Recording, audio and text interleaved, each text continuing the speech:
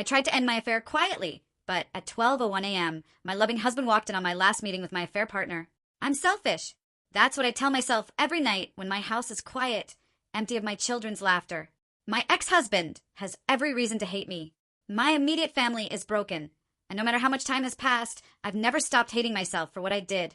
My selfish act happened in 2015 when I was 39. I took my ex-husband for granted. He used to call me beautiful every single day, wanted to be close to me, took care of me, and always treated me as his equal, not like a queen or a princess, but as a true partner. We were married for 20 years, high school sweethearts, each other's first and only. My family adored him. He supported my brother through tough times. He was the one everyone could rely on. A good man. Over the years, I gave him 2 strong boys, 18 and 16, and twin girls, 13. I gained weight and became self-conscious, but he never stopped telling me I was beautiful. Our arguments were rare, but when they did happen, they were mostly about intimacy, something I was rarely in the mood for. Then, at 39, something changed. For a year, I dedicated myself to the gym, yoga, and Pilates. By my birthday, I had gone from 180 pounds to 135. It was a transformation I never thought possible. My husband supported me, even joined me at the gym. He went from 260 pounds to 225, reshaping his body alongside me. But despite his efforts, despite his continued affection, I still wasn't in the mood. We tried everything. Romantic dinners, dancing, long walks. He helped around the house, showed me desire even after 2 decades of marriage. Any woman would have killed for that. But mentally, I just wasn't there. At the time, I blamed early menopause. We had intimacy maybe 2 or 3 times a month, but for me, it was just a routine. One and done. He wanted more, but I refused. We even tried couples counseling. And then my selfishness took over. A new manager joined my office a few days after my birthday. He was slightly younger, attractive, and for some reason he showed interest in me. At first, I ignored him. Then it turned into casual conversation. Then he flirted. I showed him my wedding ring. I told myself that was enough. But it wasn't. 2 months of persistent flirting later, I flirted back. I told him about my life, my struggles. I thought about him more and more. Now, I know it was an emotional affair. Back then, I told myself it was harmless, but I felt high off the attention. My ex-husband knew something was wrong. One night, we got into a heated argument. It started because he tried to kiss me, and I made a disgusted face. Not at him, but at the situation, at the fact that I had been thinking about another man when my own husband was standing right in front of me. A week later, I asked my manager to meet me at a cafe. I had convinced myself that I was going to end it, that I would tell him to leave me alone, that I couldn't do this anymore. But before I could say a word, he kissed me, and my mind went blank. That was the start of our 6-month affair. During that time, I did things with him that my husband had always wanted. I was eager, willing, always in the mood, because it was new. Meanwhile, with my husband, I became distant. I pushed him away, nitpicked every little thing, even belittled him. I'm ashamed of how I treated him. I only realized the extent of my cruelty when my brother came to visit. He told me that my husband had confided in him, that he was depressed, thinking about separation, that he felt I didn't love him anymore, that he was falling out of love with me. That snapped me out of it. I ended the affair immediately, quit my job, told myself I would make things right, that I would be a better wife, that I would make my husband feel loved and wanted again. I was determined. But then the final mistake happened. My affair partner came to my house, bringing a box of my office belongings that I had asked to be shipped. We talked. He wanted to know why I ended things, so suddenly, I told him I needed to fix my marriage. I told him to leave, but he insisted on one last time. And like the selfish, weak person I was, I agreed. We ended up in the guest room.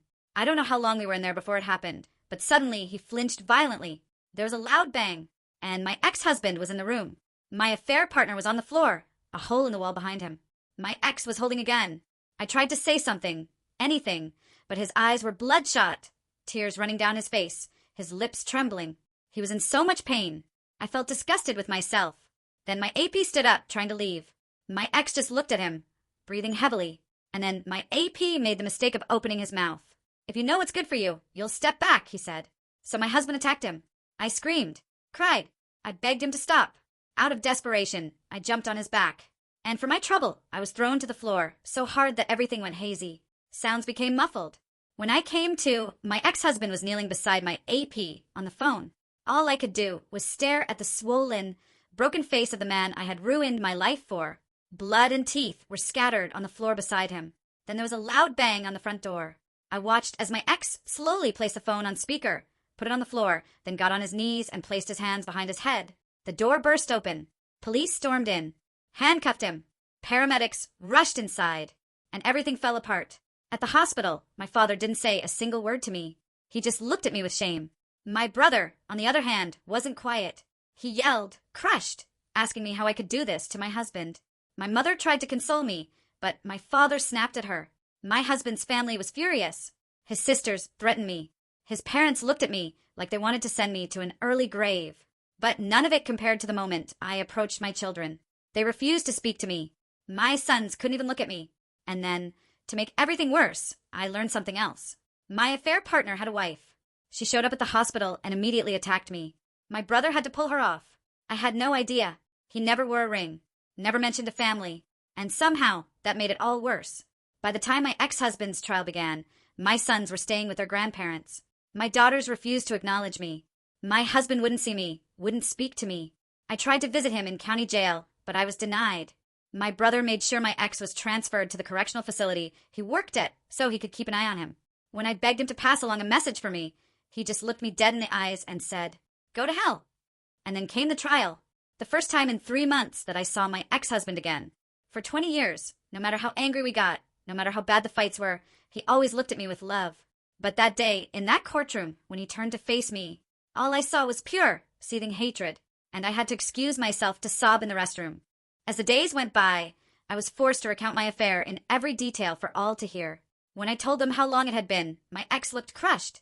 My father stood up and walked out of the courtroom. During my ex's testimony, I learned that he had come home that day to surprise me with lunch and a weekend trip for 2 to the Catskills, a full romantic getaway planned, only to walk in on us. He reacted.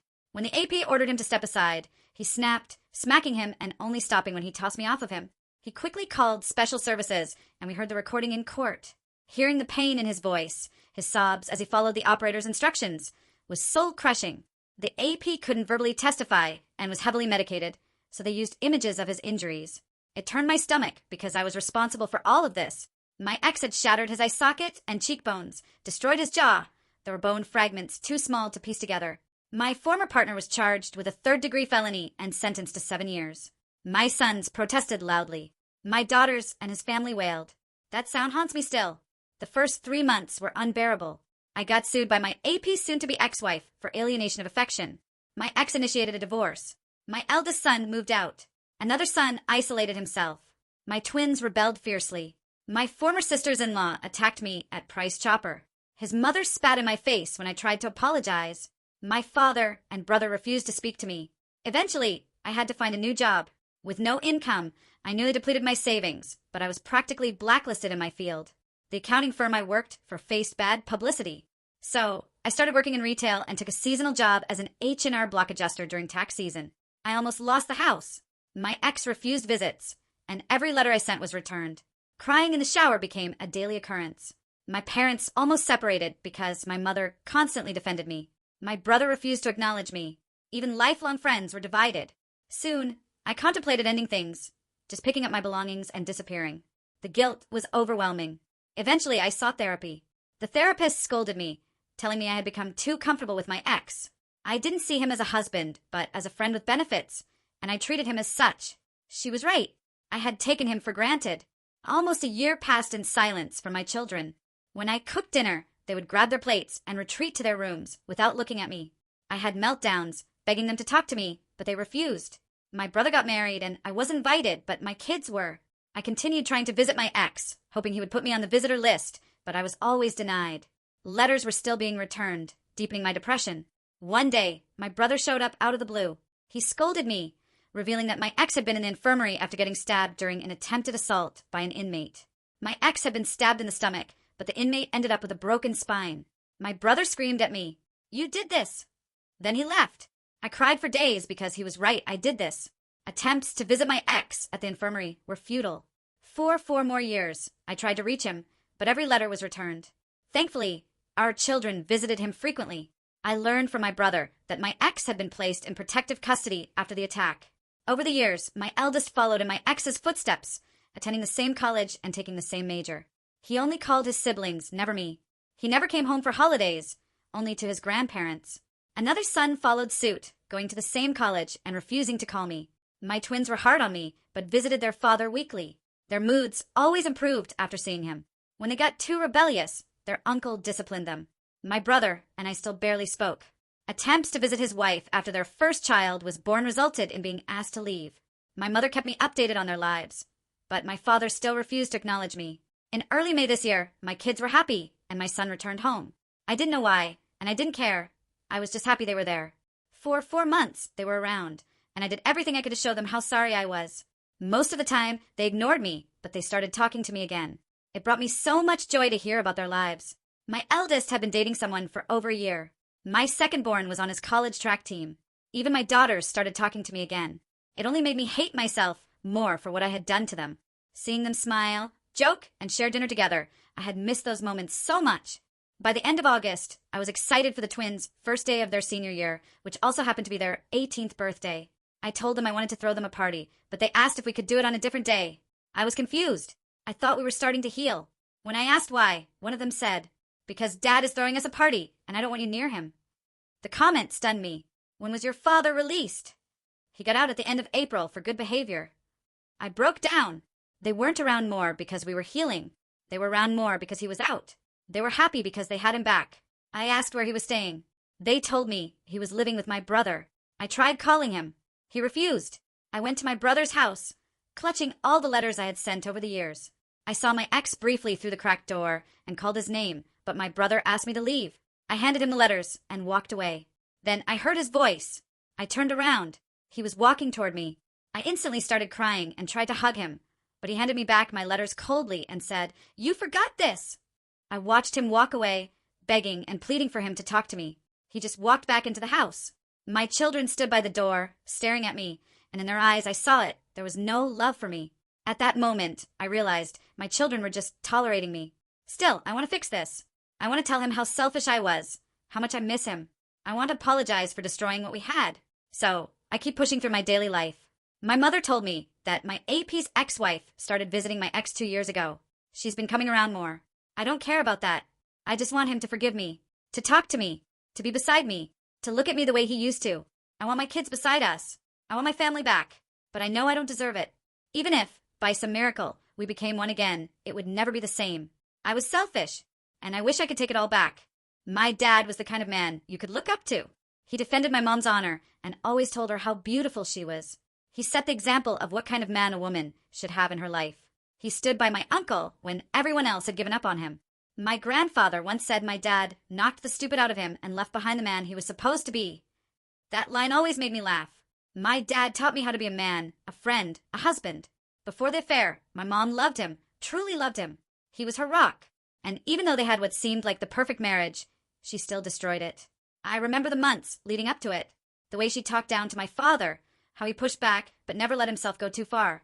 He was educated, a successful financial advisor, but he could switch from calm to firm in seconds. My grandma used to say he was like his father, kind, respectful, helpful, but never afraid to defend himself when needed. He tried everything, flowers, date nights, dancing, anything to get her back. But she was already gone. We all saw it. We all felt it, especially my brother and twin sisters. Through it all, my dad smiled at us, told us everything would be okay. He convinced himself that she was just stressed from work. When she finally quit, I thought maybe that was the issue. Maybe things would get better. Then my dad got arrested. Mom, do you even understand the humiliation we felt? Everyone at school was talking about it. You cheated, and Dad got arrested for it. I couldn't even look at you. I stayed at Grandma's because the sight of you made me sick. And when I finally went to visit Dad, he couldn't even meet my eyes. He said he failed as a husband, as a man. I told him he didn't, that none of this was his fault. But he refused to hear it. He said a real man thinks before he acts, that a husband should never let things get to this point. He felt like less of a man because his wife betrayed him. And then you had the nerve to ask us for forgiveness. For the first time in my life, I wanted to hurt you. We were shattered, and all you could do was beg for forgiveness. Sitting through that trial, listening to the recording of that call, it was the worst 25 minutes of my life.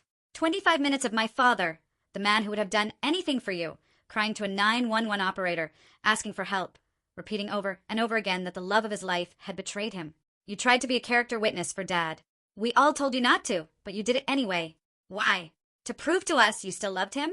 To tell the court what a good man he was? In the end, your cross-examination exposed just how long you had been with that other man. That's why we lost him. If we had a decent lawyer instead of some public defender, maybe things would have gone differently. After that, I spiraled. My brother became a closet drinker. One of the twins tried to end her own life. And you never noticed. You were too busy trying to fix things with Dad, leaving me to hold everything together. I hated you for it. And honestly, part of me still does. When I left for college, I wanted nothing to do with you. Like my father before me, I had to become a surrogate parent to my siblings. I worked full-time, went to school, sent you money for bills. I know you were struggling. I know you were depressed, but you had help. Grandma defended you out of loyalty, not because she believed in you. At least, that's what the twins think. Then Dad got stabbed. I had just seen him that day. He was joking about the prison body plan. I was halfway back to school when I got the call. I nearly crashed my car because my brain just shut down. It broke all of us. I never told anyone this, but I sat outside that man's apartment ready to confront him. I watched him walk out, limping with a cane, and I remembered something Dad had told me. So I drove away. The years passed. Grandma died. Then Grandpa. Do you know they said it was from a broken heart? Dad wasn't even allowed to go to the funeral. Both his sisters got married in a prison waiting area, just so he could be there to give them away. The damage you caused was immeasurable, and you didn't make it any better by constantly begging for forgiveness. You never gave us time to process, to heal. You just kept pushing, kept trying to fix things on your timeline. But we weren't ready. Later on, yeah, you tried, but it was too late. And then Dad got out.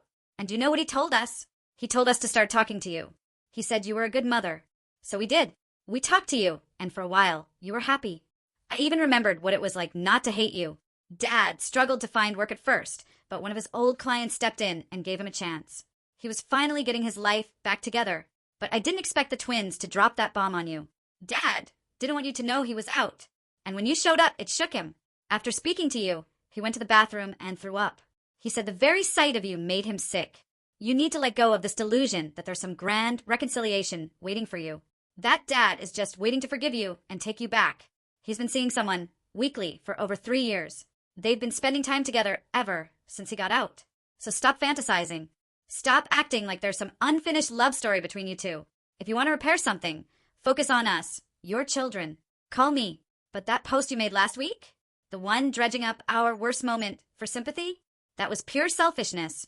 Dad sees you as nothing more than the mother of his children. Nothing more. Nothing less. And honestly, I think it's time you start seeing things the same way.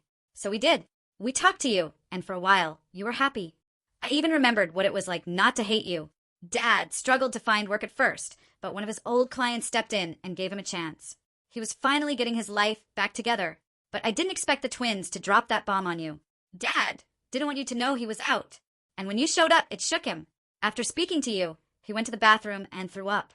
He said the very sight of you made him sick. You need to let go of this delusion that there's some grand reconciliation waiting for you. That Dad is just waiting to forgive you and take you back. He's been seeing someone weekly for over 3 years. They've been spending time together ever since he got out.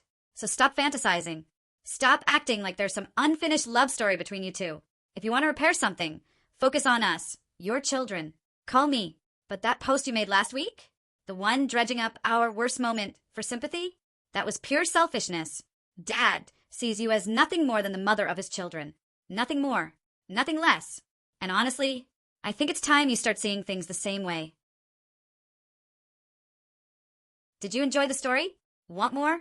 Don't forget to like, comment, and subscribe for more wild and unhinged Reddit stories. Your support means a lot and helps my channel grow.